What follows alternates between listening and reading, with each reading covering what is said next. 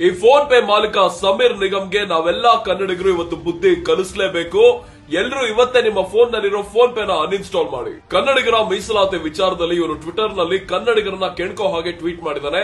ಇವನಿಗೆ ಬಿಸಿ ಮುಟ್ಟಿಸಲೇಬೇಕು. ಅದು ಯಾವ ಮಟ್ಟಕ್ಕೆ ಇರಬೇಕು ಅಂದ್ರೆ, ನಾನು ಯಾಕಾದ್ರೂ ಕನ್ನಡಿಗರನ್ನ ಎದುರಾಕೊಂಡೆ ಅಂತ ಇವನು ಜೀವನ ಪೂರ್ತಿ ಕೊರಗಬೇಕು.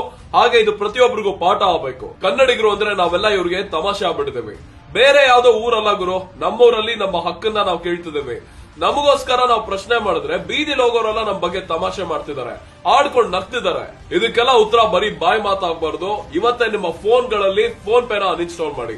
ಅಷ್ಟೇ ಅಲ್ಲ, ಅನ್ಇನ್ಸ್ಟಾಲ್ ಮಾಡೋದನ್ನ ಇನ್ಸ್ಟಾಗ್ರಾಮ್ ಸ್ಟೋರಿನಲ್ಲಿ ಅದ್ರದ್ದು ಸ್ಕ್ರೀನ್ ಶಾಟ್ ಹಾಕಿ ಫೋನ್ ಪೇ ಅವ್ರನ್ನ ಟ್ಯಾಗ್ ಮಾಡಿ.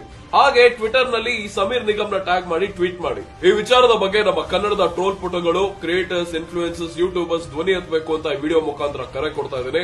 ಕನ್ನಡಿಗರ ಶಕ್ತಿ ಏನು ಅಂತ ಇವನಿಗೆ ತೋರಿಸಲೇಬೇಕು. ತಪ್ಪದೆ ಎಲ್ರಿಗೂ ಈ ವಿಡಿಯೋನ ದಯವಿಟ್ಟು ಶೇರ್ ಮಾಡಿ.